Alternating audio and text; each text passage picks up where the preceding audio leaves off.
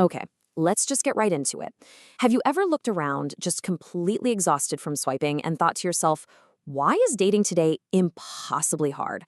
Well, I want to start off by validating that feeling right here, right now. You're not crazy. It feels impossibly hard because, honestly, it is.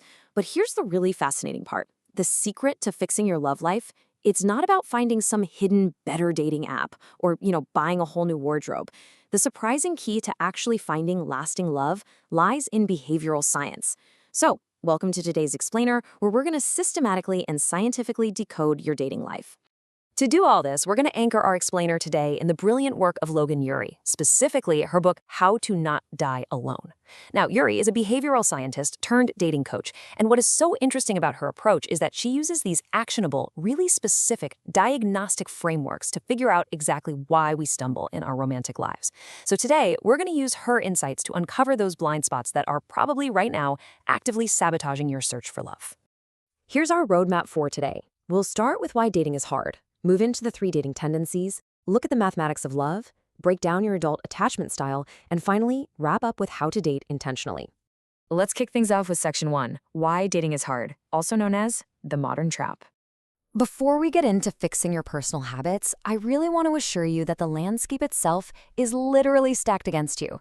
Dating is objectively more difficult now than at any other point in human history, and we need to understand why. First up, we've got an endless amount of options.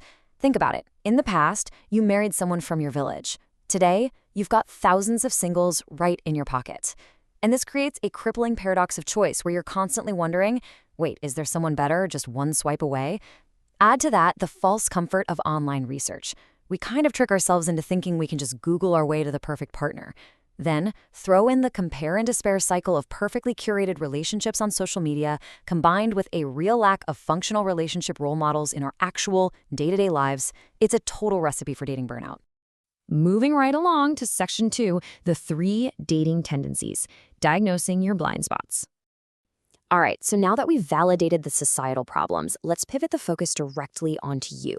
We all have self-sabotaging patterns we bring into the dating pool, usually without even realizing we're doing it. Behavioral science shows that awareness is absolutely the first step to changing your behavior. Ury categorizes daters into 3 primary tendencies, and they're all united by one fatal flaw: unrealistic expectations. First, you've got the romanticizer. They expect the perfect relationship and passively wait for it to just magically happen. It'll happen when it's meant to happen, right? Second is the maximizer.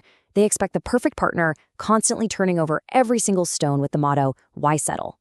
And third, the hesitator, who expects the perfect self. They refuse to date until they lose weight or get a promotion, thinking, I'll wait until I'm a catch. I want you to take a second and self-diagnose right now. Which of these profiles is holding you back? Let's actually dig into the romanticizer for a second. The absolutely crucial point here is that Disney fairy tales have actively harmed our dating lives. I mean, think about it. Ury introduces us to a dater named Maya, a classic romanticizer holding out for flawless Prince Charming, and she'd walk away the second a relationship got hard. This passive soulmate mindset, the belief that love is supposed to be effortless, directly competes with the highly successful work-it-out mindset. That mindset understands that love is an action. Great relationships are built, they are not discovered.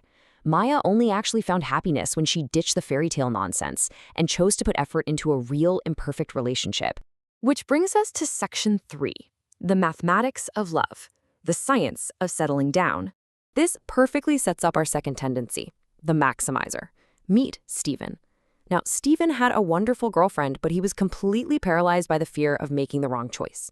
He was constantly wondering, could I be like 5% happier with someone else? This relentless search for absolute perfection is a massive trap. So to cure the maximizer, we have to look at the concept of satisficing. Now, a lot of people hear that word and mistake it for settling, but it is absolutely not. Satisficing means setting incredibly high standards, but, and this is the key part, stopping the search once a good enough option is found that meets those standards without agonizing over what else might be out there. Behavioral scientists have actually proven that maximizers make decisions and then feel terrible about them, constantly second-guessing themselves.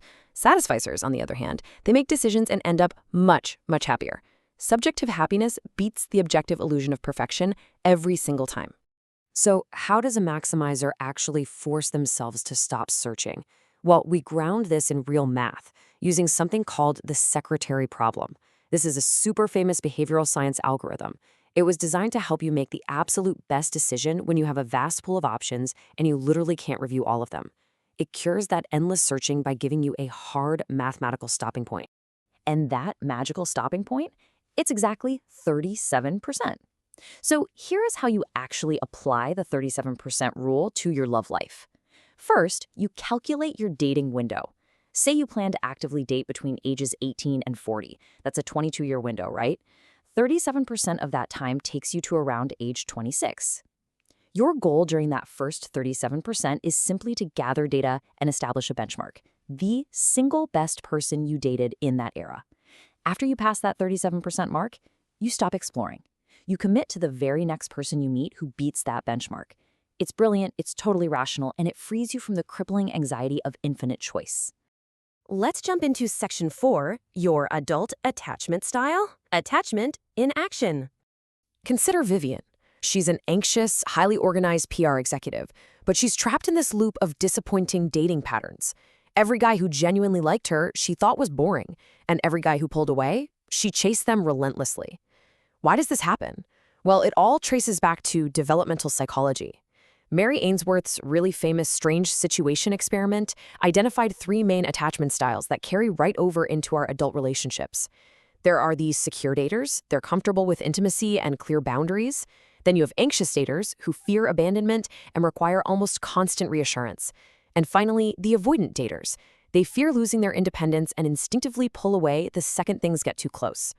But here's the truly cruel irony of the dating pool. Half the population is secure, 50%. But because secure people are so exceptionally good at building and maintaining healthy relationships, they pair off really quickly and they stay off the market. And what does that mean for you? It means the active dating pool, especially on apps, is disproportionately filled with anxious and avoidant singles.